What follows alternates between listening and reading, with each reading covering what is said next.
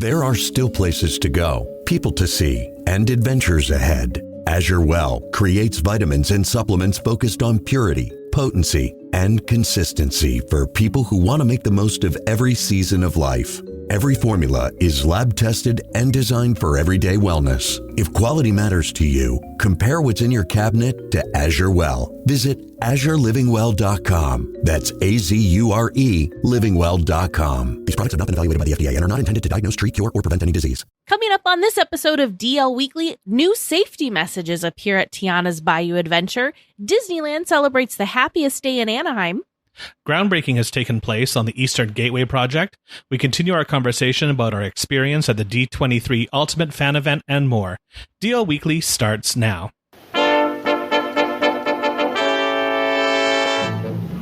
Ahoy there, Weekly Tears! For your safety, remain seated, keeping your hands, arms, feet, and legs inside the podcast.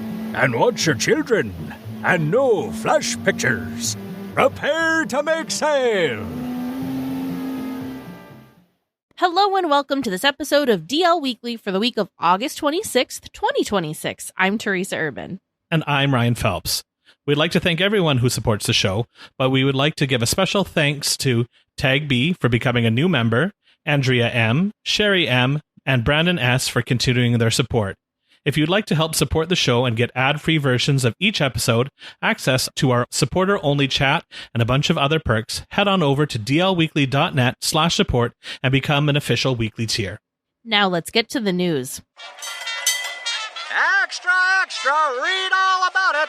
DL Weekly reports from intrepid correspondents Teresa and Ryan. You heard it here first, ladies and gents. Breaking news! Disneyland has added new warning signs around Tiana's Bayou adventure following multiple recent occurrences of guests not following ride safety rules. The new sign now clearly state, remain seated at all times. Failure to stay seated will result in removal from the park. Formerly, the signs read, may result in being asked to leave the park. Disney has also added other warnings and is continuing to evaluate the additional safety measures for the attraction. This makes a lot of sense to me. I think that unfortunately, at this day and age, we need to be really clear with expectations, and the may result, it was just too ambiguous for people and probably could have started some arguments. And I think, unfortunately, we have to sort of mandate this sort of thing now. So, and I'm hoping that people that are doing this really are being removed from the park, because it really does, it ruins many other people's trips and experiences at the parks. So I think it's a good change. Well, and think of the attraction vehicles. I think it'd be really difficult for them to put in any sort of lap bar. Maybe they could have little seatbelt type things, but I don't know how you'd be able to do a lap bar since it's already kind of tight quarters getting in and out of the logs as it is. So I don't know how those mechanisms would fit necessarily. Yeah. And really, it's been open for decades, and as long as people follow, aren't being foolish and follow the rules, there's no risk of someone somehow getting ejected, really. So this is all just, unfortunately, people behaving poorly. And so I think, especially with some of the recent events where that young boy fell down and slid down that entire drop. I mean, that was very, very scary. And they were very, very lucky that nothing more serious didn't happen. So shout out to the cast members that saw what was going on and stopped the attraction immediately. So it didn't end up being worse. But yeah, so this is just a result of poor choices. And I think it makes a lot of sense. And like you said, Ryan, I hope that this maybe helps to curb it and that people will take the rules a bit more seriously if park removal is, basically promised if you're not following the rules. Yeah, because at the end of the day, Disney is they're looking out for guest safety. They're not trying to make things more challenging for people or ruin anybody's day. They're trying to keep us safe on these things. And I think that's really important, because we want to go to the parks and be safe and enjoy our time. So it's a good thing to look out for. Disneyland is celebrating its hometown with a massive community event called the Happiest Day in Anaheim, featuring surprise pop-up treat shops, character appearances, and family fun across local neighborhoods. To kick things off, Disney volunteers have already surprised over 2,000 local kids and families at area community centers and camps with special treats and giveaways. It is a great way for the resort to give back and share a little extra magic with the city of Anaheim. This is so fun. So the official Happiest Day in Anaheim is on August 27th, so later this week. But the fact that, yeah, like you just mentioned, they've kind of been sprinkling magic, though, throughout the month, which it's not like it's been a busy month for Disneyland or the Disney company with, you know, D23 just wrapping up. So the fact that they have, you know, more spare time and more people that are able to help spread more joy and fun and happiness to the community is just fantastic. It sounds like they surprised kids attending a summer camp. They were welcoming families at the YMCA, and like the volunteers were just bringing all the smiles and all sorts of fun treats to all of these different surprise locations. So like some of the things that they were handing out were bubble wands, Mickey Mouse plush, and even Minnie Mouse ears. So these are not like, here's your sticker, thank you, you know, type thing. Yeah, these are good, substantial giveaways and like definitely things that will bring a smile to kids of all ages faces. Yeah, and a big shout out to the Disney volunteers and that program, because not only are they doing things like this, but they're also, as we talked about, or will talk about in the D23 recap, going after so many good charities and bringing happiness to them. So that is a fantastic organization, and really glad that they're out there doing this sort of thing. Well, Disneyland just officially broke ground on its massive new Eastern Gateway project, which will introduce a multi-level parking structure with over 6,000 spaces and a brand new transportation hub to the east side of the resort. Joined by Anaheim city leaders and construction partners, resort president Jill Estorino celebrated the milestone, highlighting how the overhaul will feature a dedicated pedestrian bridge over Harbor Boulevard to completely transform and streamline the guest arrival experience. This major infrastructure progress paves the way for future resort expansions, ultimately improving traffic flow and opening up new possibilities for the Disneyland Forward initiative.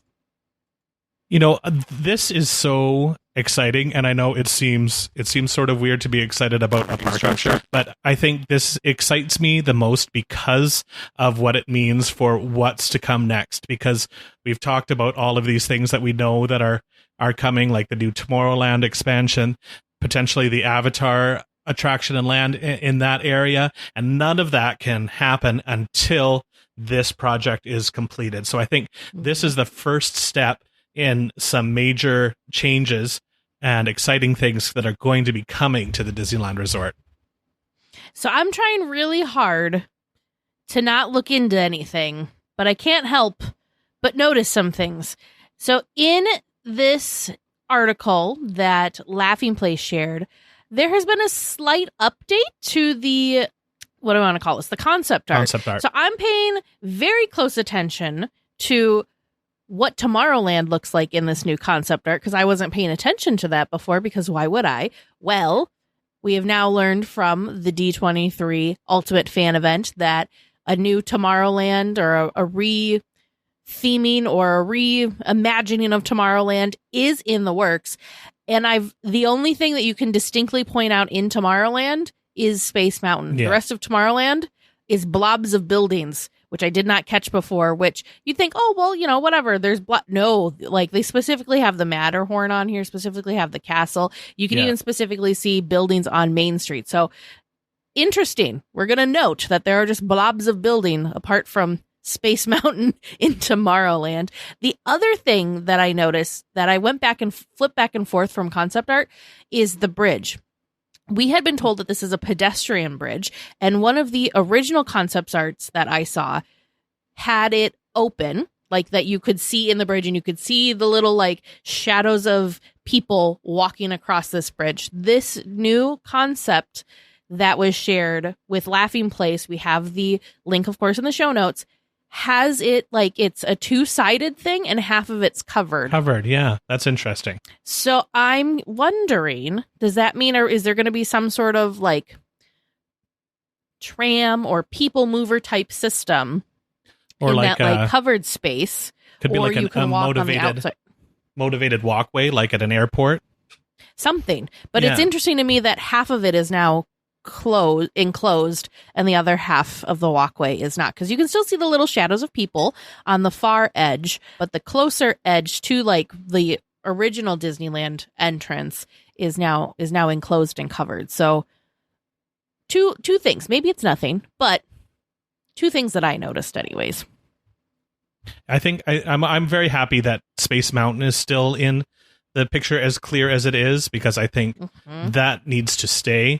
And we were talking about this, I think, on our most recent hangout about how recent it was. Yeah, I was going to say, it's hard to know when we talked about things, because Ryan and I kind of pre-recorded a lot of stuff for the next couple of weeks. So I apologize if some of this might be a little out of order to you. But at one point we did talk about like just the Tomorrowland expansion, and we're kind of like musing on that.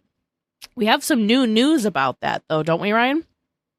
Yeah, so it does sound like the Avatar expansion, or land, or whatever we're going to call it, is going to be taking place after the renovated Tomorrowland. So the Tomorrowland renovation, expansion, whatever we're calling it, is going to take place first, and the Avatar will come after that. And the person I was talking to was very clear. This was not, the Avatar's not being shelved, so it's not being put away. It's just being changed in timeline.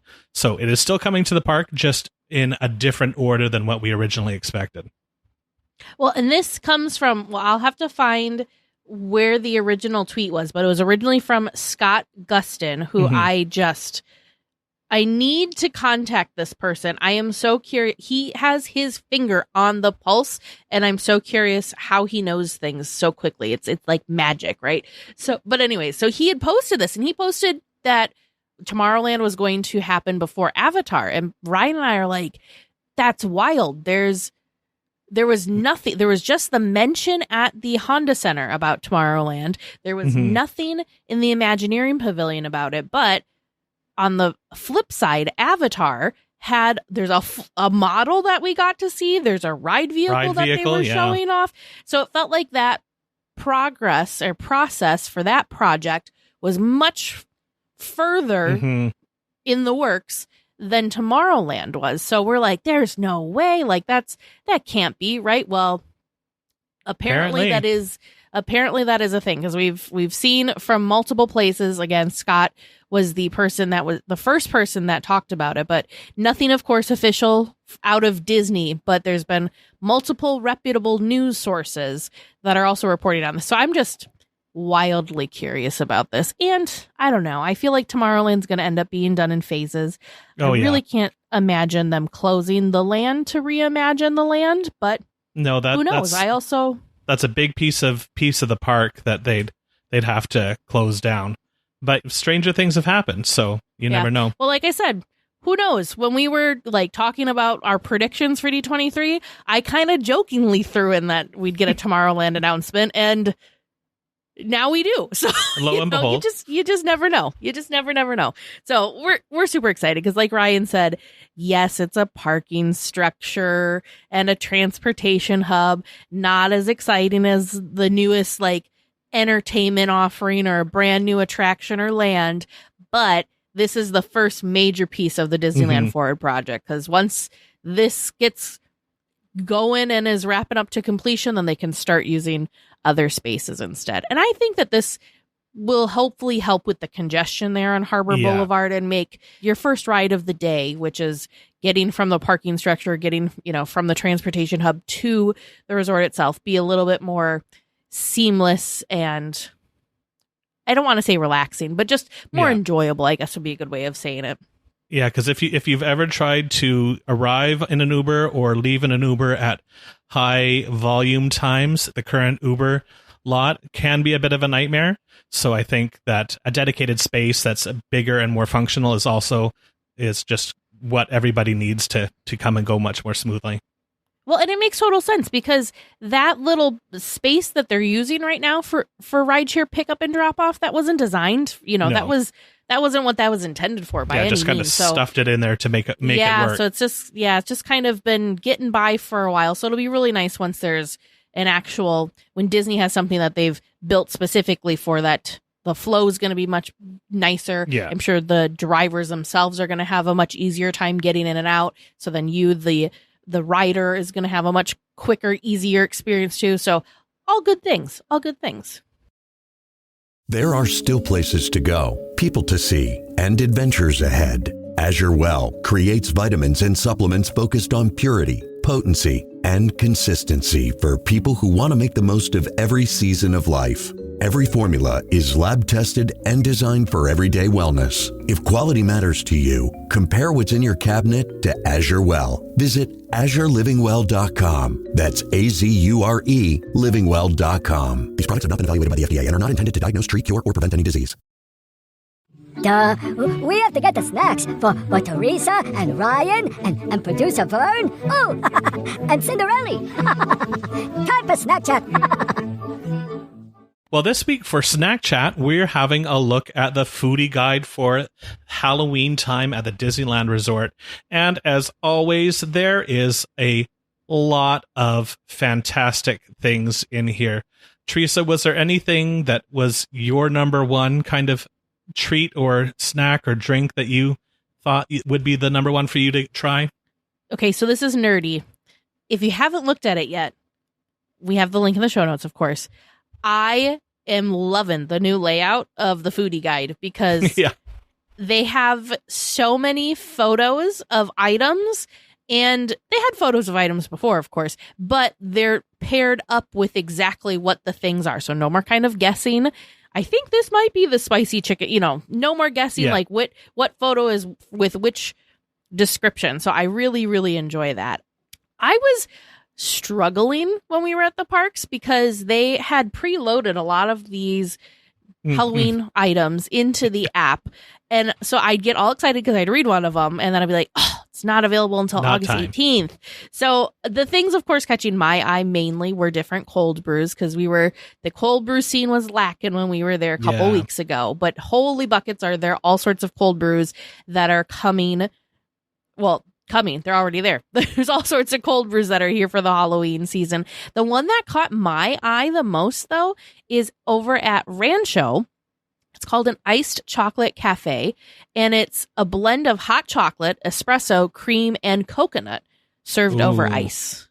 That sounds It's just much, much different than what they typically do for their cold brews. So that just sounds delicious. So that's probably what I'm most excited about. Shocker, I know it's a cold brew. Well, I guess this one's maybe not a cold brew; it's a coffee drink. But in that universe of drinks, yes. I thought that this churro hand tart looked really good. I'm a big sucker for churros and the churro toffee. So this churro hand tart, it says it's a pastry tart filled with spiced cake and topped with cinnamon and sugar. So, and it's got kind of like a rustic kind of look to it, which is nice. It's not the perfectly manicured little pastry. So I would definitely be in for that. And as well as the pumpkin crunch cake. And that's over at the Riverbell Terrace. It's pumpkin filling topped with spiced chantilly cream and a house-made graham cracker. And it looks really good too. I'm also a sucker for pumpkin spice. I don't know if all the pumpkin spice stuff has started coming out in places down there, like Starbucks and stuff, but it just started up here. So yes, I was going to say Starbucks just started here too. Mm-hmm. There are so many good returning things that are coming back as well. So some of the things that I think should just get like honorable mention just for what it looks like alone. Have you seen over at Pim Test Kitchen? They have a barbecue pork Munster grilled cheese sandwich, and I just really adore that they have 2 olives with the little, what are those, pimentos that are in the little stuffed olives. And so they made it look like it's got eyes. I just think that's so stinking cute. Oh, I also just realized that there's a new Vietnamese coffee with ube sweet cream foam that you can get over at Cozy Cone Motel 1. That's the place for Vern and I, because it's the churro cone, and now they've got an iced coffee too. That's Vern and I's churro cone. I love it. At the Jolly Holiday Bakery Cafe, the returning bulgogi beef toasted sandwich with corn cheese soup is coming back. I know one of the weekly tiers put in our Discord that this is probably her favorite sandwich at the Jolly Holiday all round, and it does look really good. I was going to say, have you had this? No. Oh, it's delightful. It's very, very tasty. And the addition of having a corn cheese soup on the side it's like, this is the quintessential like fall or winter kind of comfort food sandwich and soup combo. It's delightful. So there's tons of things on here. We're just going to try and highlight some of the returning favorites as well, of course, as the new things. So still at Jolly Holiday Bakery Cafe, there is a brownie pie, which is a fudge brownie baked in a pie crust top with ganache, colored mousse, and sprinkles. Very cute. Looks like you'll probably have a colored tongue when you're done with it, because there's a lot of that deep purple and bright green colored ganache on top of this thing. A Halloween Matterhorn macaroon. I feel like we've had this before, but it's marked new, so I'm wondering if maybe it's a different sprinkle mixture that is on top of this famous coconut macaroon, which is, of course, dipped in white chocolate. But yeah, there's a Mickey pumpkin cheesecake that looks adorable, a Mickey ghost-shaped cookie, which is also new. Lots and lots of holiday treats there at the Jolly Holiday. One of the other things that caught my eye that's new is over at the Little Red Wagon is the spicy chili cheese corn dog. I do love a corn dog as well. I didn't get a chance to have one at our last trip a couple weeks ago. This looks like a lot. It's a classic corn dog topped with spicy chili, jalapeno, cilantro crema, cheddar, and hot cheese puff dust, served with your choice of cutie mandarins or potato chips. So I'm guessing this might give me heartburn, but I would still probably eat it anyway. I was going to say spicy chili, jalapeno, and hot cheese puff dust, aka like what, hot Cheetos? Hot Cheetos, dust? yeah. This is a corn dog that you are eating with a fork and a knife. I don't think this is one you're picking up and eating. Not walking down the main street eating this. Plaza Inn has 2 new cakes to celebrate the season. We have a pumpkin cake, which is pumpkin mousse filling with whipped frosting, topped with a cute little chocolate stem, so it looks like a little slice of pumpkin. Also, a villainous red velvet cake with red raspberry jam, chocolate chips, and black ganache frosting. So again, you can dye your mouth with these very colorful frostings. Okay, this is interesting. I don't remember this, but it does not say that it's new. Over at the refreshment corner, there's a birria potato, which is a baked potato filled with beef birria and pepper jack, topped with a salsa verde and served with a side of consomme. That looks really delightful. Good. Also, loving that the potatoes are not only, we've got potatoes now in multiple locations. Troubadour Tavern's like the OG place to get your baked potato fix, but now the refreshment corner is getting in on the baked potato game. I love it. If we look over to the Stage Door Cafe and the Golden Horseshoe, they kind of have very similar menus. They've got a few new items. The chili cheese fries look really good, which are fries topped with a hearty beef chili, shredded cheese, sour cream, and green onions, as well as strawberry soda, Sprite mixed with strawberry puree. This would be nice and refreshing, especially since we're into the Halloween season, but it seems like the temperature down there is still very much in the summer range, so this would be a good one, especially at the beginning of this season. There's also an apple pie sundae, which is a slice of apple pie topped with vanilla ice cream, salted caramel, cinnamon streusel, whipped cream, and a cherry. So you've got like a full meal there. You've got your main, your drink, and your dessert that you can get at the Golden Horseshoe. Harbor Galley has a new brown butter maple cold brew, which is made with Jeffrey's beignet flavored cold brew with a maple and brown butter syrup topped with a brown butter cold foam. Yum. Something that's also new at Hungry Bear Barbecue Jamboree. There's a grizzly pumpkin cold brew latte. Also sounds delightful. Jeffrey's French roast cold brew coffee with whipped cream topper and pumpkin spice topped with a pumpkin candy. Do you all understand why I was very not happy at my app? Because I would see these things. I'm like, oh. it seems like this year we don't have many churros. No. But lots of different churro dipping sauces that you can pair with your cinnamon sugar deliciousness. Yeah, the sea salt vanilla cream one available at Maurice's Treats really stands out to me. The only other time I've had a sea salt vanilla cream is over at Din Tai Fung, and it is excellent. So this might be really good. There's also at a couple different locations is the cranberry cream cheese dip. This might be pretty good too. And then at the mint julep bar, I guess you could get this for your beignets, or you could grab it to then go pick up a churro. There's a frightfully festive cocoa dip, so like a hot cocoa dip. Over at the Red Rose Tavern, we have a new French toast cold brew, Joffrey's French roast cold brew coffee with brown sugar and vanilla, topped with cinnamon cream and cinnamon cereal. I never thought I was going to like any of these ones with the cereal treats on the top, but I really thought it was good. It's a nice little crunchy snack you get in there at the same time. The trick is you got to eat them first, otherwise they just get soggy. Heading over to Alien Pizza Planet, they have a couple of favorites returning, including the seasonal alien macaroon, the spicy blush pasta, as well as a heat wave pizza slice. But lots of spice going on, apparently, at Alien Pizza Planet. But they do have a new drink to help you wash it all down. It's very, very uniquely named the Halloween green drink. I will give you one guess as to what color this drink is, but it is made with Minute Maid apple juice and apple syrup, topped with a caramel cold foam, as well as some sprinkles. That looks really good. Super fun. Oh my gosh. And the churros near Buzz Lightyear Astro Blasters, this is intense. Caramel peanut butter candy loaded dip for your churros. So it is like a caramel peanut butter sauce topped with chocolate peanut butter flakes and candy corn. I'm here for this. It looks like Butterfinger flake things on top almost. Yeah. I can't tell if it's Butterfinger or if it's like a Reese's piece, something like that. Pieces of a Reese's peanut butter cup, but man, that looks good.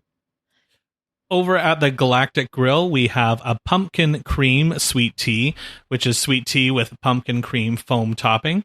This looks pretty good. Continuing on with their continuing favorites of the stellar spicy chicken sandwich and Darth Bite chocolate. That one is a favorite. I feel like that one is on the foodie guide every year. Time. We're going to head on over to Disney California Adventure. At Award Wieners, we have a new savory item. It's called the Oktoberfest dog. It is a pork cheddar sausage topped with sauerkraut, caraway seeds, and cheesy beer mustard sauce on a soft pretzel bun, and of course served with your choice of Cuties mandarin oranges or fries. I'm very upset. This is a side tangent. I'm sorry. We're going on this journey. Why did Award Wieners get rid of their film strip fries? I'm very sad that they just have normal French fries now. There was just something adorable about the film strip fries, and they were delicious. Okay, rant is over. To drown your sorrows because there are no longer film strip fries, you can get an adult beverage. It's called the Seaborn Sangria, which is just no explanation needed, apparently. It just says it's served over ice with some mixed fruit. Over at the Hollywood Lounge, we have a new savory dish called the beef and cheese tamale a la plancha. Tamales are my hands-down favorite Mexican food. So really? Mine too. Oh, are they? Yes. Yeah. So I'd be all over this. Just like the one that they had during the Food and Wine Festival was excellent. So I'd be down for this. However, sorry, that spicy Oogie Boogie burrito also looks delightful. So it is not a new item. It's returning, but it's made with carne asada, fries, guacamole, pico, shredded cheese, crunchy hot cheese flavored snacks, and spicy crema and a green tortilla, naturally. They have another adult beverage over there, the Seaborn Prickly Pear Margarita, as well as a couple of, it looks like one new beer, the Calidad Beer El Titan Dark Lager. I'm very sorry for anybody who speaks Spanish. And the Phantom Potion, a pineapple lemonade with blue curacao, apple pucker, and Sprite, topped with grenadine and served with an Oogie Boogie Moon Glow cube. Also excellent. Yum. That sounds delightful. Over at Schmoozies, we have new Mickey Shape waffles. This time they are matcha flavored, or matcha Mickey Shape waffles, but they're also filled with a banana custard. That is an I'm so curious about what that flavor combination is in a waffle. We also have a pumpkin pie Mickey shake, which is very cutely made because they have little Oreos on as the little Mickey ears. So it's a pumpkin pie and vanilla milkshake topped with whipped topping and golden cream filled cookies, aka Oreos. Over at the Pim Test Kitchen, we also have a new drink, a strawberry matcha latte. Matcha with strawberry cold foam topped with strawberry sugar wafers and strawberry condensed milk, non-alcoholic. And then it seems like there's a very similar version, but it has white rum, so you can have your adult beverage if that's your thing. So I just realized we talked about the barbecue pork Munster grilled cheese, but I didn't actually explain what the heck it is, except for the fact that it has eyeballs. So this is a barbecue pork belly and Munster on sourdough with crispy onions and jalapeno slaw served with potato bites. Okay, so not only is this adorable, but it actually sounds quite delicious too. Ooh, we have our first churro. Vern would be happy. You can head over to Terran Treats, and there's an ube cheesecake churro new this year, which is a churro rolled in chocolate cookie sugar with ube cheesecake, whipped topping, and chocolate cookie crumble. Over at the Cozy Cone Motel number 1, we have the Vietnamese coffee with ube sweet cold cream foam and a cursed ube foam iced coffee. This one features Bailey's Irish cream topping, so you can have your adult coffee beverage in the morning as well. Cozy Cone Motel 4 has a strawberry peach margarita as well as a strawberry michelada that are both new this year. And over at Cone number 5, they have a pineapple cucumber agua fresca, which is topped with diced cucumber and pineapple, drizzled with chamoy and chili lime seasoning. And you can also get this in the adult version, which adds tequila to that pineapple cucumber agua fresca. That's called a Fantasma agua fresca cocktail. Over at Flo's V8 Cafe, we have the mango habanero chicken strips returning, which are a favorite of mine. They're nice and spicy, but they've got really good flavor as well. And they also have a new drink, the Desert Pear Agave Wine Margarita.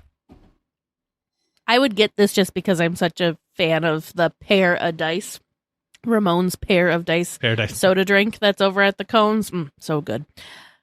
Aunt Cass's Cafe has the taro bread pudding that is returning, as well as the vampire Mickey-shaped sourdough bread. Can't go wrong with that. But new this year is a chocolate raspberry cold brew, which is Jeffrey's cold brew coffee topped with a raspberry foam. Over at the Cappuccino Cart, we have a new Mickey-shaped waffle macaron, and it is so stinking cute. It's got like some buttercream or icing that looks like a little pat of butter, and then a little drizzle of syrup over top. I think it's really, really cute. Oh, that's hilarious. It's filled though with a maple buttercream and chocolate coated waffle pieces. Interesting. Another big fan favorite that's coming back that we need to mention is the peanut butter mocha cold brew is back at the Cappuccino Cart. This one is great if you are someone that maybe coffee isn't really your thing, but you're wanting to kind of dip your toes into the cold brew world. This one is kind of more of a dessert than a coffee, I would say. And then you can also get a peanut butter whiskey cold brew cocktail at the Cappuccino Cart too. Over at the Lamplight Lounge, you can get new steak frit, a New York steak, manchego, truffle fries, and peppercorn sauce. This looks delicious. Gosh. Those fries, the steak looks good, but the fries are just covered in manchego cheese and truffle. Oh, that looks delicious. As well as their donut right now is the arroz con leche donut. Cinnamon sugar donut with arroz con leche, candied pecans, and spiced chocolate powder. Delicious. Wow. Those look delightful. We have another new churro, this time back at Goofy's Sky School. It's a caramel cheesecake churro, which is just your classic churro with caramel cheesecake icing, caramel, and a chocolate drizzle. It looks like visually this looks very Halloween because that caramel and chocolate drizzle look very, have your orange and black colors. So I like it. I like it. I like it. Over at the Smoke Jumpers Grill, we already talked about this earlier in a different episode when we were talking about Bob Gurr and the video that they did for the release of these villainous wings. Oh, that's right. These look really, really good. I would be there for these for sure. They also have an Oogie Boogie lemonade coming back, as well as an apple green lemonade margarita. At various outdoor vending carts in Disney's California Adventure, there is a new pull-apart bread. This time, it is a buffalo chicken ranch pull-apart bread made with cream cheese, Parmesan ranch, and fried onions, of course, in addition to that buffalo chicken. This looks like a very hearty pull-apart bread. Mm-hmm. Like, you would either this is your meal or you're for sure sharing this, because it looks like a lot of food. And then just a couple other things to kind of quickly note. Goofy's Kitchen is, of course, celebrating Halloween, and you can enjoy spooktacular, all-you-can-eat Halloween feasts with Goofy and his friends, and they're going to celebrate in their most bewitching costumes. So these costumes that the characters are wearing here at Goofy's Kitchen are different than what you'd see them wearing in the parks, which is super duper fun. But some of the cool things that you can get that are drinks that are themed are there's a pumpkin spice latte, a chocolate espresso martini, a foolish margarita, spicy pineapple margarita, a witching hour spritz, and a night owl pumpkin ale. Coffee House has a bunch of new items, including the banana bread latte, the butter pecan latte, hot caramel apple spice, maple sea salt latte, pumpkin spice latte, and of course their Mickey Bat cookie is coming back. Over at Trader Sam's, of course, they're getting in on the fun. They have a new cocktail called This Chilling Challenge, which is Smith & Cross rum, pineapple juice, lime juice, honey syrup, ginger syrup, and bitters. There's also a Dole Whip pineapple orange with guava juice. That sounds delightful. But the best part of this is that it is served in a Tim Burton's The Nightmare Before Christmas Haunted Mansion Holiday Cup. I wish this was there when we were here, because Haunted Mansion is celebrating 25 years this year. So this is a special anniversary Haunted Mansion holiday little cup. How fun. I love that they're doing these cups. I don't know who decided to start doing these little fun cups with the Dole Whip to celebrate various things, but I'm here for it. I love it. All sorts of treats that you can, of course, pick up at Disney's Grand Californian at their Great Hall Cart. Some new, some returning. Clarabelle is having an enchanted Halloween dinner over at the Storytellers Cafe, which you're, of course, going to join Clarabelle and her pals with a night full of tricks and treats. Again, the characters are wearing unique costumes for this character dining experience, which is super duper fun. And if that isn't enough, you can also do Mickey's Autumn Adventures breakfast and brunch, also at Storytellers Cafe, where you can have a breakfast or brunch buffet with your pals dressed in their festive best. This is kind of more like their, I guess, fall attire would be a good way of explaining it, because they're not dressed in their Halloween costumes, but still very, very cute.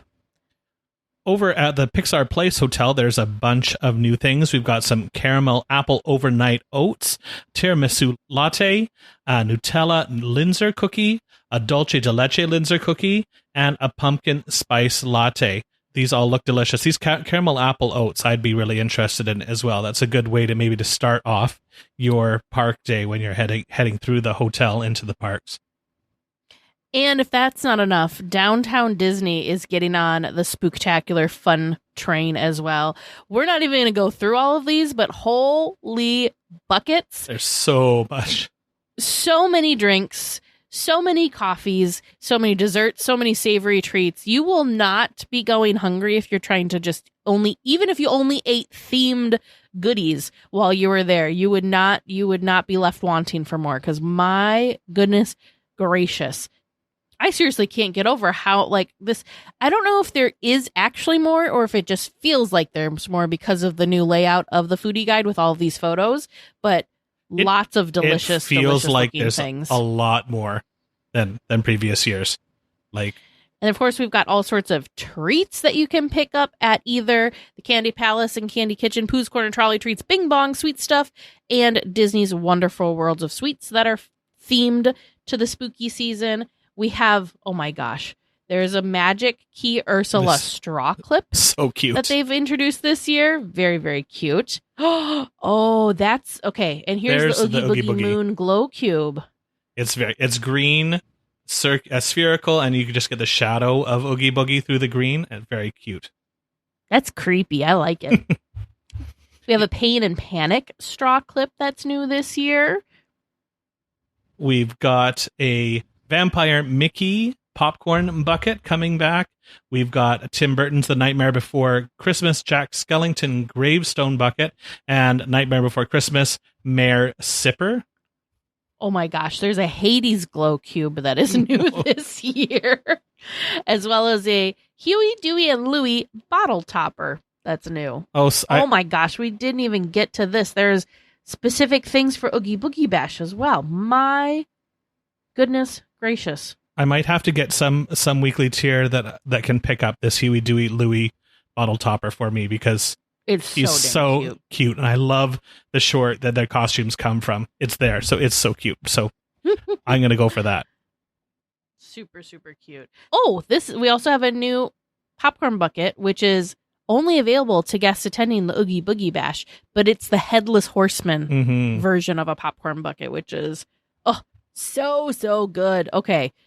I hope you are still with us because my goodness, that was a lot of food and drinks and cold brews that we just went through. And we only talked about what the new stuff is, which is pretty wild. But so we're going to live vicariously through the weekly tiers because I don't think either of us are going to make it down for Halloween season this year.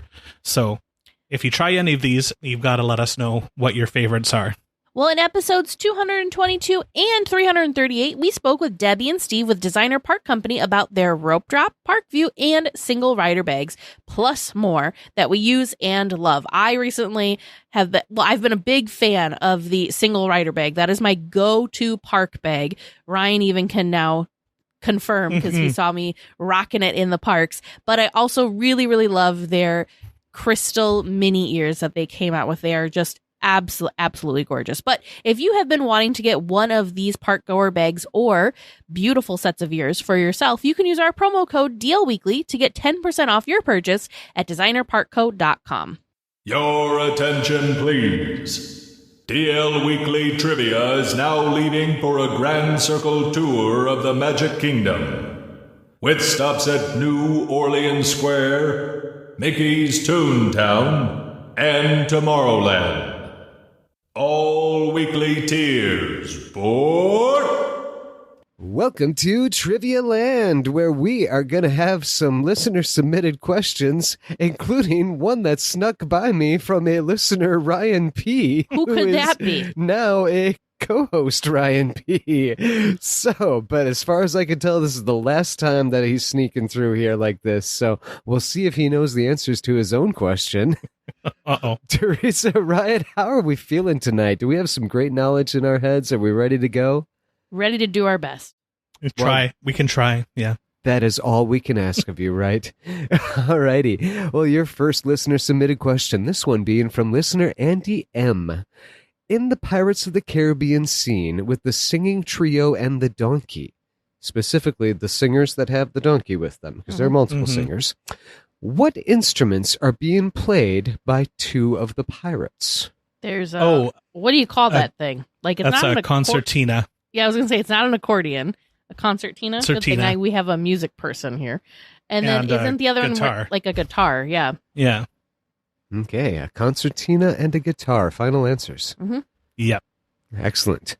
Your second question from listener Jocelyn. In the early years of Disneyland, during the slow seasons, on what 2 days of the week would they close? And what did this have to do with Knott's Berry Farm? They closed, so they were always making sure that one of the parks was open. Yeah, so they closed on open. Separate time. Yeah. Was it Monday, Tuesdays that they were closed? I think so. I don't think they were closed the weekend. I think they were closed. Yeah, Monday, Tuesday sounds right to me. And then so Knott's Berry would still be open those 2 days. Okay, so you're saying they closed on Monday and Tuesday, and they were offset in Knott's Berry Farm being open on Monday, Tuesday. Yeah. Best Final guess. answer. All right. And this one being from listener Ryan P. On the sign that in guy. the queue in Radiator Springs Racers, there are 9 things that the springs are said to fix. Oh no. We What were even are looking they? at this and talking about, like, you pointed this out while we Yeah, I were standing in did. a single rider line. I don't remember what all it's supposed to fix, though. I remember. There was- Well, I just remember we were talking about how you were stuck there for a while, and since you had been stuck there for a while, you got a bunch of trivia questions from that spot. I There don't was remember. Something about road Sweets. rash, Road rash. rust. They don't all start with R, do they? I don't think so. Okay. What about like a squeak? Oh, they almost all do. They almost all start with R. There's only one that doesn't have an R in it. As I'm looking at the no. actual answer, yeah. Road Road rash. Road. weariness. Oh, 2. Road 2 don't weariness? have. Yeah, of the 9 You know that, answers, like, 2 does that don't make have sense? an R. Like road weary, like cures There you was- from being- There was something about the odometer, but I don't remember what happened to the odometer. radiator. Something about radiator. Radiator. R. There's something about radiators at Radiator Springs. Yes. Radiator Cools flush. hot radiators. Yeah, something about your radiator. Radiator revive. Winds back the odometer. It was about the odometer, but I can't remember what the phrase was. I'm just gonna put odometer. Okay. So Ryan, we only have 5. We're not doing so well. Is there something with like squeaks, like noises, like I don't know. I'm just gonna say squeaks, meaning like noises. That's 6. That's 6. What other parts of a car break down? The brakes. Yes, tires. The tires. Tire rotate. No, I guess it's not going to rotate your tires. Did you check the blinker fluid? The blinker. Blinker fluid. fluid, yeah. I don't know. We're gonna call that good. We could Good, be here yeah. all night. Yeah. So is that 6 or 7? Yes. Good Lord. All right. Ed, your 4th and final question of the night from listener Naomi. In the queue for Mickey and Minnie's Runaway Railway is a tribute case to the El Capitan Theater, Oh, and yeah. in the display is the first ticket purchased at the theater. Who purchased that first ticket? Oh no. Ooh. Mickey Mouse. I'll say Minnie Mouse just to be slightly different. Okay. I'm gonna say since we're in Toontown, I feel like it's a tune, but I could be very, very wrong. So Mickey Mouse and Minnie Mouse, final answers. Mhm. Yeah. All righty. Well, listeners, how do you think they did? How did you do listening at home or in your car or wherever it is that you listen? If you stick around until after the discussion, we can all find out the answers together. There are still places to go, people to see, and adventures ahead. Azure Well creates vitamins and supplements focused on purity, potency, and consistency for people who want to make the most of every season of life. Every formula is lab tested and designed for everyday wellness. If quality matters to you, compare what's in your cabinet to Azure Well. Visit AzureLivingWell.com. That's AZURE livingwell.com. These products have not been evaluated by the FDA and are not intended to diagnose, treat, cure, or prevent any disease. Well, this week we are going to continue on our conversation on all the super cool fun things that we got to experience for our trip recently to the parks and to the D23 Expo, the Ultimate Fan Event. So at this point, you guys have only heard like a fraction of all the fun things that we've done. You got to hear our recap of the first day at the expo. You got to hear our recap of the parks and experiences panels, but we still have so much to talk about, like D23 day at the parks, our days 2 and 3 on the expo floor, as well as the entertainment and legends big presentations at the Honda Center. So let's kick it off at the beginning. We're going to kind of jump around, so I apologize, but we're going to go back to Thursday, which was D23 day at the park. This was something like, because we both had been there for the last D23 day, which happened also to be the first D23 that day that Yes. Disneyland had hosted. But I cannot believe the crowd size compared to 2 years ago. There was just scores of people, and there was actually people already queued up outside the Emporium for specific merch before Rope Drop. There was queues down Main Street. I'm not exactly sure what they were queuing up for or which shop. Maybe it was the medallions in the candy shop, but there was just tons of people. It was crazy. So, yeah, like Ryan said, 2 years ago at the original D23 Day of the Park, I don't remember lines like this at all. Tag and I went through, we got our hats, and we walked right up. Maybe there was like 5 people ahead of us to get our photo taken at the lovely big D23 Day at the Park display that they have on Christmas Tree Point, which of course is right at the start or end of Main Street, depending on if you're coming or going. And that line, when we got in the park, which was about the same time as what we did last year, was wrapped all the way through Town Square, which was wild. They had PhotoPass photographers on both sides of the sign, so they were really trying their best to get through as many guests as they could, as quickly as they could. But that line alone, that was one of the photos that I wanted to get that day. Yeah. That line never seemed to go away. It was like a very long, intense line all day. And like Ryan mentioned, we saw people queued up for the Emporium because there was special merchandise that was being dropped for D23 Day, but then there was also just other merch that was releasing throughout the day. There was also a trunk show for, I think it was Crisloo, had a trunk show going on in the Emporium as well, which was very, very popular. So it was just wild. So because we saw all of these people waiting in all of these long lines, we took advantage of that and thought, you know what? If they're standing over here waiting in these lines, you know where they are not? They are not in line for attractions. So we actually spent the morning just doing regular park things and going and checking out and riding a lot of low to no wait attractions, which was fantastic. Yeah, considering how busy everything looked on Main Street, it was actually almost walk on, not quite, but fairly close to. And so that was great to see. We knocked a bunch of stuff out first thing in the morning. We started at Big Thunder. We went back to Galaxy's Edge, did Smuggler's Run. We also did the Rise of Resistance too, because that had like, oh no, we tried to do Rise of Resistance. We tried to, and then it closed right shut down right as we were getting over there because it had a tiny line.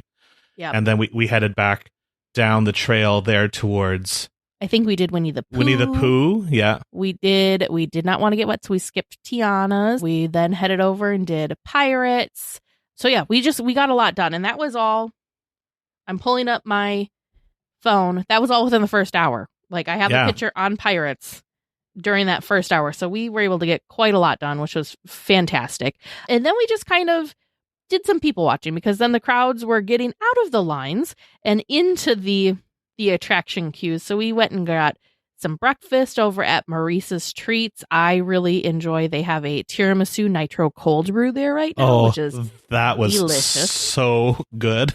And then they also have a chocolate cookie, like it's a chocolate croissant. I don't know what they call it. Now I'm like blanking on the name. I'm sorry, you guys. My brain is still like, it's been a week, but my brain is still very like scrambled from all of the cool fun things that we got to do in such a short period of time. It's like a flattened croissant that has got chocolate in it and crisped up like a cookie. Yes, and that's exactly what they call it, the chocolate croissant cookie. It's so good. It's so good. I probably could have shared with somebody, because eating that much sugar with the tiramisu cold brew, that was a lot of sugar for me, so I probably should have split with one of you guys. It was. We then were trying to be smart and wanted to grab a seat and hopefully grab a seat in the shade, and realized like, oh, you know what? The cavalcade's going to be happening in the next like hour or so. We wanted a seat just so we could enjoy our little breakfast snacks and then enjoy some shade, and then thought, you know what? Why not maybe see if we can find a place that we can watch the parade from that seat? Well, even though it was like an hour and a half before the cavalcade was supposed to begin, maybe even closer to 2 hours, apparently everybody else had that exact same thought. We were thinking the same thing, Yeah, we went over to Jolly Holiday, and all of the like tables, people you could tell were like in it for the long haul, camping out. They all had the same idea, so which was totally fine. We decided to head back to the Small World Mall, again, in search of shade, and found an area in the tiered section back by Small World and were able to watch the cavalcade. What did you think of the cavalcade this year? I thought it was great. I thought the spot was actually good too. Even though we had to stand, we were raised up above everybody, which sort of made it a little bit easier to see. So if you're ever looking for a spot for a cavalcade or a parade there, I think going up on that tiered level is a great idea. It was fun to see all of these people. On our side, the bus went by. We had Ming-Na Wen and Linda Larkin, Jodie Benson, Paige O'Hara. I think she was technically on the other side, but she swung around to make sure she was waving to both sides of the cavalcade. On the lower side, we had Joe Rohde and Tony Baxter, Floyd Norman, and Wing Ti Chow. Wing Ti Chow. So it was a great group of people. Oh, the leader in the fire engine was Kim Irvine, and who else was in there? Martha Blanding was in there with her too, I think. So we had in that lead car was all the people that were becoming legends this year. So Susan Egan, Kim Irvine, and then also Eric Goldberg, along with Donald Duck. Donald Duck didn't officially become a Disney legend this year, but he is a legend in our hearts. On the opposite side of the bus, we had Mark Henn, Bob Gurr, Tom Nabel, Bill Farmer, Rob Coltrane, Paige O'Hara, and Martha was in the back of the omnibus. And then the other really cool thing, which was very, very special, is the final Main Street vehicle of the cavalcade had a couple of different family members of Walt and Roy Disney. So I want to say Joanna Miller Disney was back there. So that was just really cool because at first I actually thought that it was just family members of legends, but then later realized that no, it was actually family members of Walt and Roy, which that is so, so special and very, very cool to see them in the parks. Because of course, there are still people that outside of people that worked with Walt that have memories of growing up, of their time with Walt, and that's his family members. And we don't always often get to see these folks. So that was really, really cool and really, really special. And I thought it was fun too. Like they just looked like they were having a great time. A lot of these people on the omnibus and in the cars, like Ming-Na Wen was standing up there, and I've been a fan of her since all the way back to ER. I'm sort of dating myself there, but she was taking pictures of us, taking pictures of her, which I just thought was hilarious. Yeah, they looked like they were just having an absolute blast. I loved it. It was so fun. And then after that, for us, we actually headed over because that was when our little DLWeekly D23 meetup was happening. So a huge shout out and thank you to all of those that were able to carve out a little bit of time from their very busy Disney and D23 day to come over and say hi to us. We were hanging out over by the petrified tree on the Rivers of America. I did have to laugh because I now have learned I should check the calendar before picking spots, but the band was playing right in front of the Golden Horseshoe. So the spot that I thought was going to be a nice little quiet off the main pathway ended up not being, because it became the main pathway with the band playing in front of the Golden Horseshoe. So I felt a little bad. But the really cool thing was how many different characters we saw doing various meet and greets while we were kind of in that little it's not really a secluded corner. It's in between where the petrified tree and where the Rivers of America is. There's, of course, the walkway along the river, but there's also benches and it was shaded. It's kind of a quiet little space of the park, really. But who else we saw at Pocahontas? Miguel was over there doing some meet and greets. So yeah, it was pretty exciting. And then the other thing that was fun and exciting and kind of added a little more to like there just being more people in general in that space while we were there. There was a popcorn cart on that corner too, which I kind of forgot about.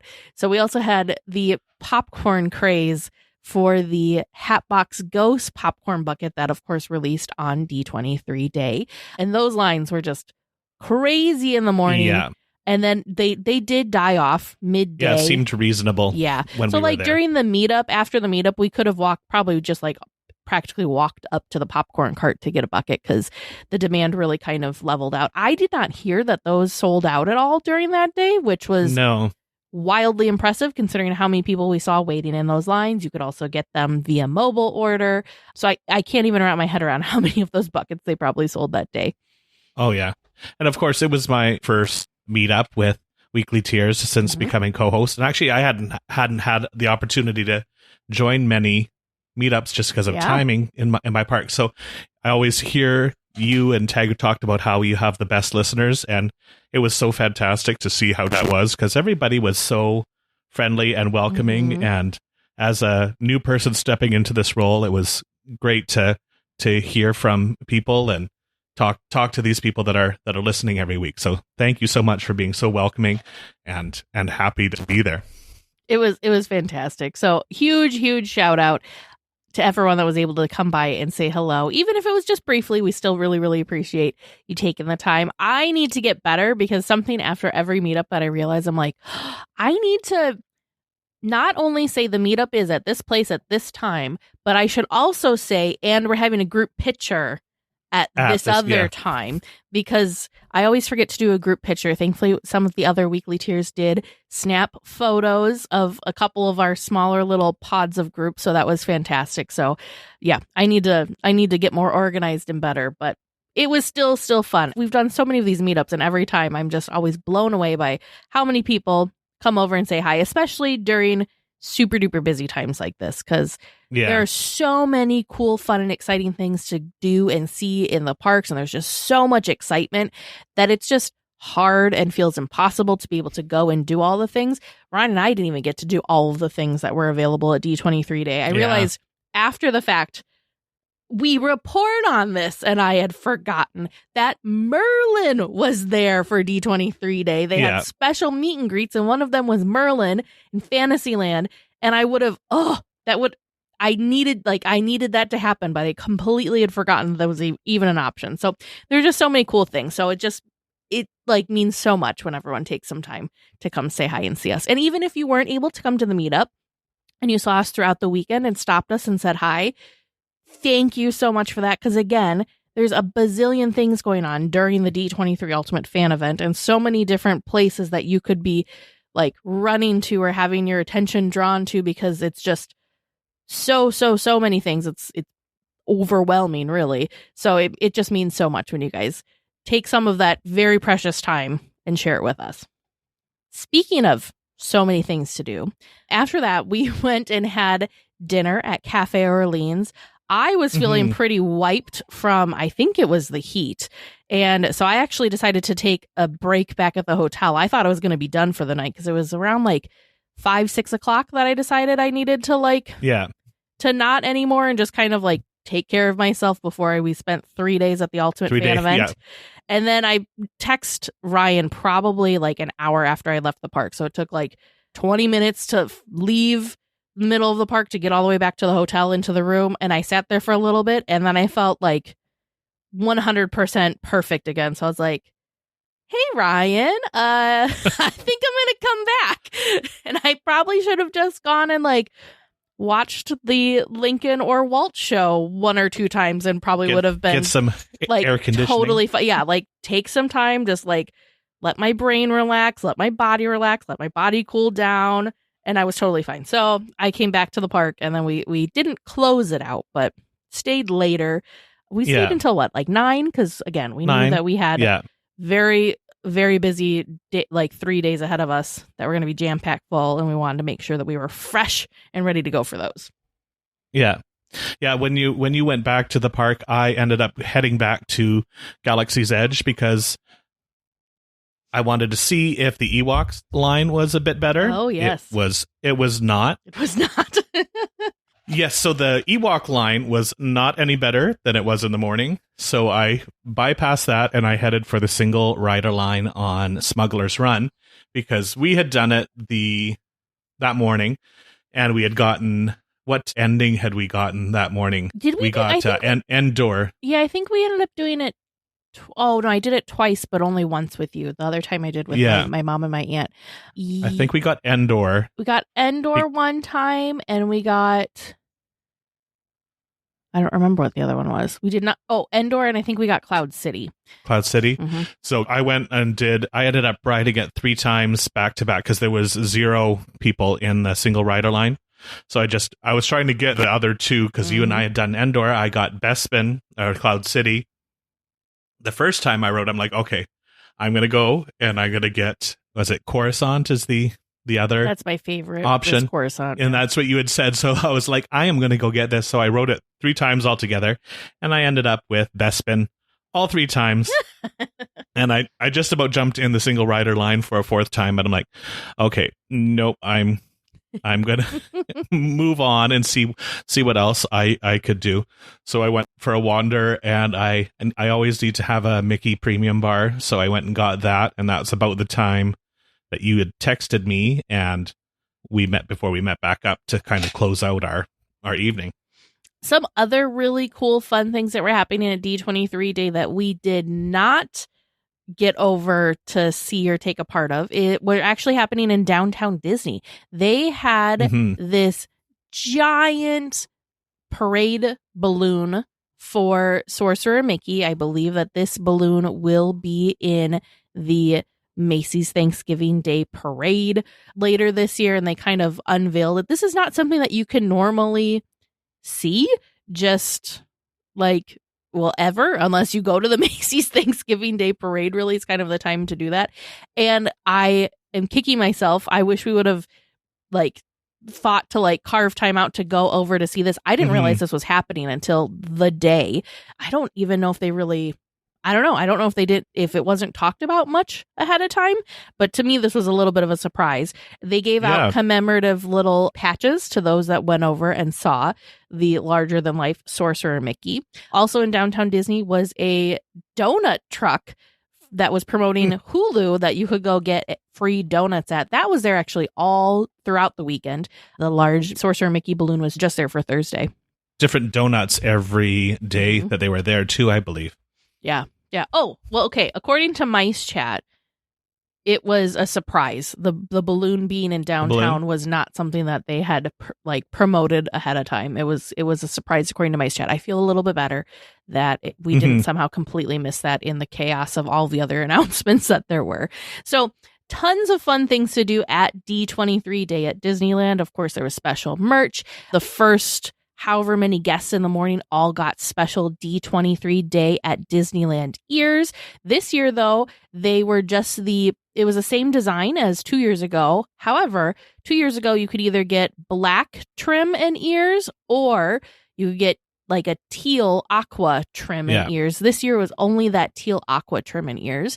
So no choices there. So those of you that got the black ones from 2 years ago, apparently that's now a collector's item. The other really fun thing that they did, PhotoPass was included for the day. So all park guests were able to have complimentary PhotoPass, which Ryan and I did take advantage of and got some really great photos in front of the castle. I was a little nervous because the sun was setting very, very fast. And like while we were standing there, it was looking a little like it might be a little bit too dark. The photos turned out phenomenally. So we had a great PhotoPass photographer that took care of us. So yeah, it was just overall a really, really great day.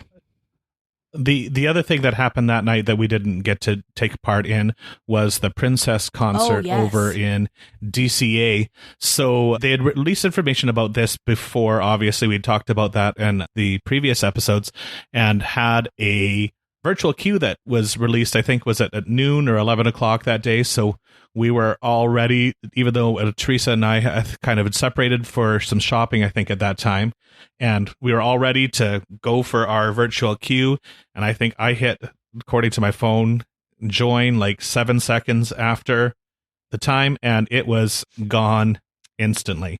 So there was very few seats for people to actually grab the virtual queues for. I had refreshed just before the clock struck noon, and I didn't even get it. Like I was on it. Like I had to have been hitting join like right within that first second and still didn't get it.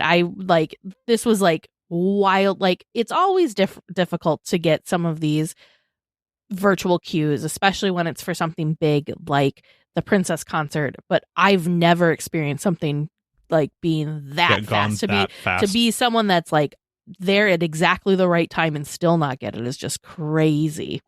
But we did speak to somebody on the show floor at the Ultimate Fan Event who had gotten the virtual queue. He said it was kind of a separate viewing areas depending on if you were a virtual queue member or if you were part of the audience that was brought in. So it did look like it was fairly far back. I don't know. I think it was probably a better use of our time to do what we had done anyway, and then we could just enjoy the Princess concert at home on Disney Plus. Yeah, well, and the other thing too that we learned is that you didn't really necessarily have to have gotten a virtual queue because the park was still open when the Princess concert was going on. So we could have just hopped over to DCA and kind of, you wouldn't have been able to like stand and watch. You'd kind of do like a walk by type thing to see it happening in action, or maybe you could have gone up on the bridge to Pixar Pier. But I'm glad that we spent that time instead resting and getting ready for the expo. If you haven't had a chance, I did watch it on Disney Plus. They did a really nice job. It's only like a 25 minute thing, but it was really, really well done. How they used the World of Color fountains along with the different songs and with the different princesses and their themes was really, really spectacular. So it probably was really cool to see in person. Yeah, for sure. There are still places to go, people to see, and adventures ahead. Azure Well creates vitamins and supplements focused on purity, potency, and consistency for people who want to make the most of every season of life. Every formula is lab tested and designed for everyday wellness. If quality matters to you, compare what's in your cabinet to Azure Well. Visit AzureLivingWell.com. That's AZURE livingwell.com. These products have not been evaluated by the FDA and are not intended to diagnose, treat, cure, or prevent any disease. There she goes, our baby. Are we ready for this? You added her to your AAA auto policy. With 24/7 claim support, she's covered. Our AAA agent, you're here too? We're always here for you. Visit AAA.com/insurance to get a quote today.